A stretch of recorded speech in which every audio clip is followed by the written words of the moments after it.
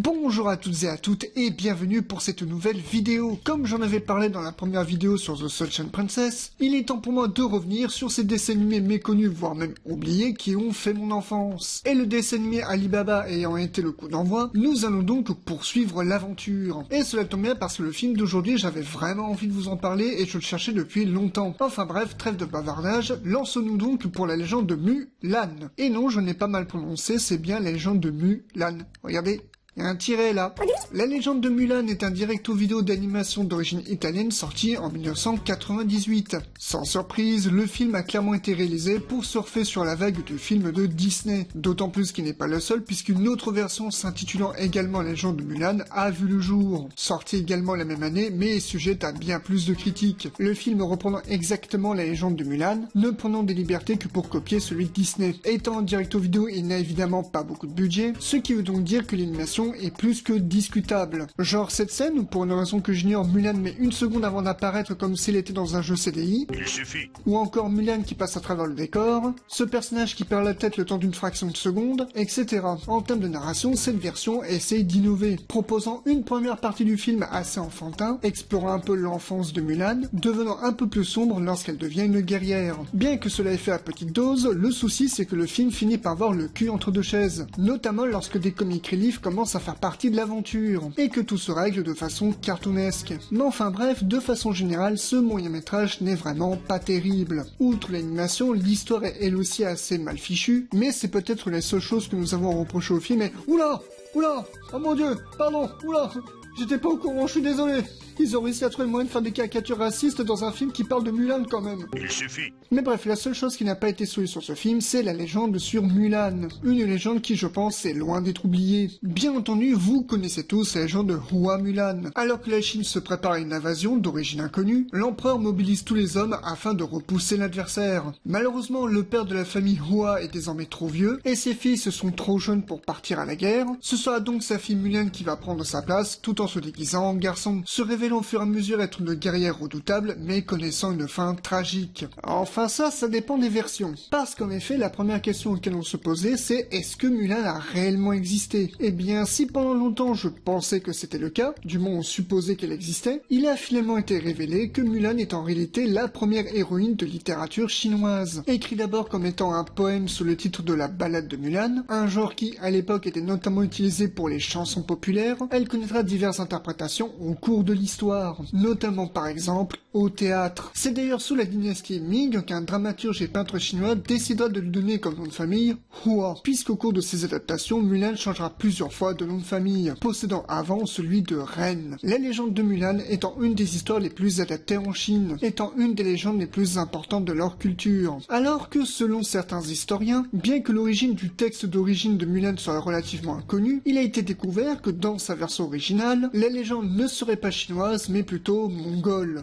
Je vais vous casser la gueule, connard de mongol! De plus, pour ce qui est de la fin de l'histoire, vous avez sans doute entendu qu'elle se terminait très mal. L'empereur de Chine découvrant que c'est une femme, forçant Mulan à devenir sa concubine, ce qui finit par la pousser à se suicider. Bien que cette fin existe, il ne s'agit pas de celle de l'histoire d'origine. Il s'agit de la version du roman d'un certain Shu Renhuo, publié en 1675. Dans le poème, Mulan finit par demander une monture à l'empereur de Chine afin de rentrer chez elle, reprenant sa vie de jeune femme, à la stupéfaction de ses compagnons d'armes qui pensaient que c'était un homme. La preuve qu'à l'époque, lorsqu'on adaptait quelque chose, on s'en fichait un peu du texte de base. Mais pour ce qui est des adaptations, revenons à notre film du jour. Contrairement à l'autre dessin animé que je vous ai parlé au début, c'est cette version que j'ai connue étant enfant. L'histoire est évidemment celle de la légende de Mulan, mais avec une approche beaucoup plus fantastique. En effet, s'il y a encore le contexte de la guerre, il y a la subtilité que toute l'histoire est en réalité un complot de la part d'un sorcier. En effet, ce dernier, appelé Yuzu, a sollicité l'aide d'un dragon en échange de richesses, afin d'affaiblir le peuple, pour ensuite tous les mener en guerre face à l'empereur.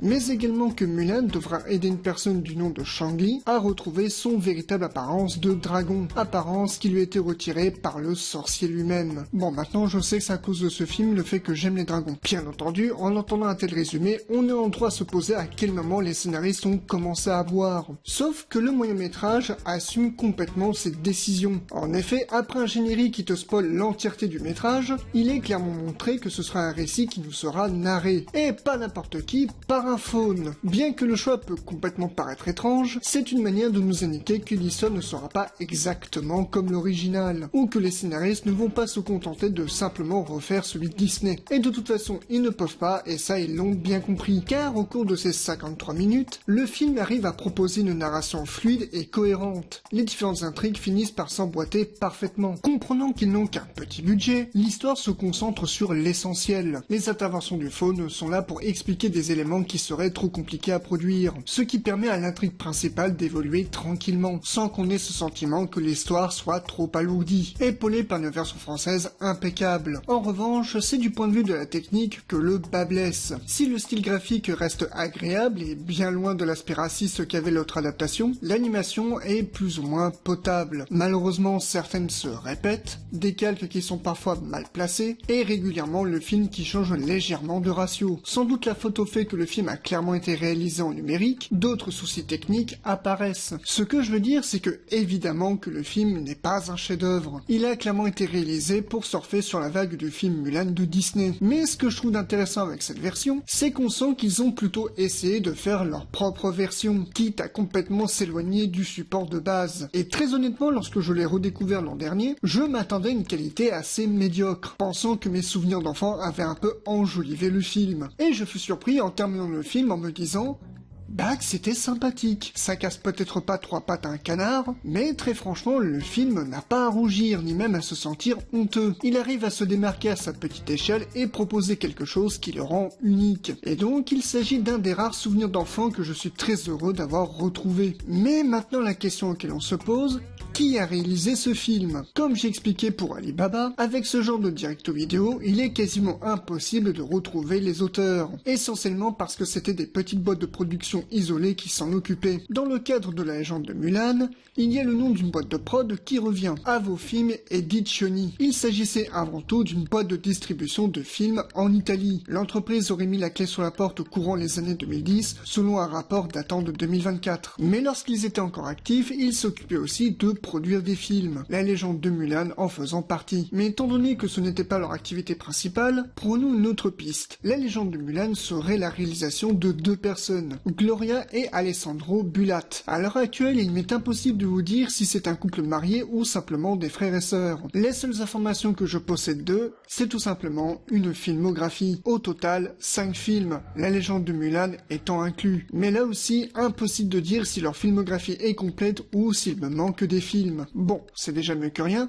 Voyons ce qu'ils ont. Sans surprise, leur filmographie ne sont en fait que des repompes de dessins animés déjà existants, sortis à la même période pour surfer sur le succès. Tous sont évidemment produits par Avofilm Edizioni, et étant produits par une simple boîte de distribution de films, on peut vite constater qu'ils n'ont pas énormément de moyens. Tous leurs films ne sont que des moyens métrages, durant jusqu'à maximum 40 ou 50 minutes, et avec des qualités variables. Je préviens cependant, je ne vais pas passer beaucoup plus de temps sur les films qui vont suivre, essentiellement parce que ce n'est pas le but de cette vidéo, et aussi que les films, vous verrez. Mais bref, commençons avec ce que je suppose être le premier film de leur carrière, Hercule l'Invincible, sorti en 1997. Réalisé pour évidemment surfer sur le succès de la version Disney, la version de Avofilm Edizioni s'avère être assez chiante et pas terrible. La faute au fait est que ce soit l'animation ou la narration, tout est absolument lent. Et que, Hercule, il fait rien d'incroyable. La seule chose cependant auquel on peut noter, c'est la présence du faune en début de film. Intervenant de la même façon que dans la légende de Mulan, on se rend également compte que les animations du faune seront réutilisées pour le film. Dommage que le résultat final soit juste naze. Ce après quoi ils vont réaliser la légende de Mulan en 1998, puis Tommy Lost in the Jungle en 1999. Voulant évidemment surfer sur le succès du film Tarzan, le film essaie, comme ses prédécesseurs, de raconter quelque chose d'unique.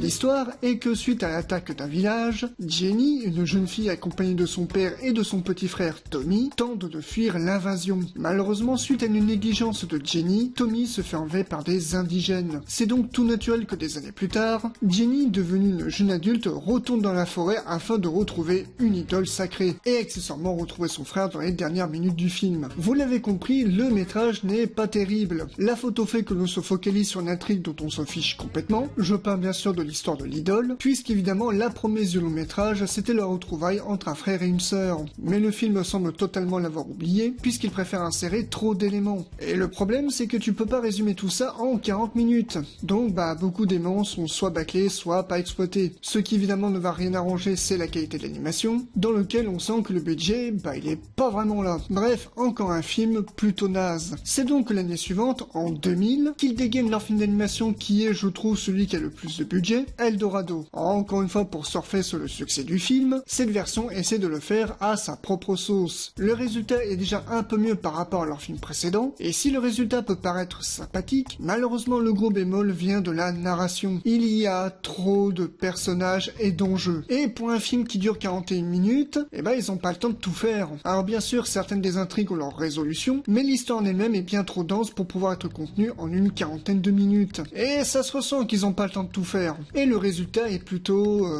Muerche, ça passe. Cela reste en dessous de Mulan, disons. Mais ce sera l'année suivante que le duo vont signer leur dernier film. Du moins ce que je suppose être leur dernier film, Atlantis, la cité sous-marine. Encore une fois, pour surfer sur le succès du film, cette version qui est également sortie sur CD-ROM propose encore une fois quelque chose d'assez différent. L'histoire est que deux frères, dont j'ai totalement oublié le nom, partent un voyage pour visiter Stonehenge après avoir gagné un concours. Cependant, et par le fruit du hasard, ils se retrouvent dans l'Atlantide. Ils devront aider une princesse à libérer son peuple d'un terrible tyran. En comparaison des deux films précédents, celui-ci a une narration beaucoup moins étouffée. Peu de personnages nous sont montrés à l'écran, mais le film prend le temps qu'il veut pour se développer. Bien qu'étant assez court, atteignant à peine les 40 minutes, il réussit tout de même à avoir ce sentiment d'être complet, principalement parce qu'il n'est pas alourdi de beaucoup trop d'éléments. Et le résultat narratif est plutôt correct et cohérent. Dans son ensemble, c'est assez potable, sans non plus, encore une fois, être incroyable. Mais par contre, et vous l'avez remarqué, mais l'animation est tout juste dégueulasse, et on peut facilement dire que de tous leurs films, c'est celui-ci qui a bénéficié du budget le plus rikiki. Bien entendu, le film bénéficie d'une forte inspiration aux animés japonais, sans doute au fait que c'était la nouvelle explosion des animés début 2000. Mais ce qui n'explique pas une animation aussi affreuse, parce que là franchement, on dirait juste que c'est une simple animation flash. Mais c'est sans doute ce qui explique le fait que ce soit leur dernier film. Encore une fois, je pense que c'est une question de budget et d'économie qui ont eu raison d'eux. Pour ce qui est du film, il reste sympathique, mais il faut évidemment s'habituer à ces animations hideuses. Mais en clair, le seul film de leur filmographie qui vaudra le coup,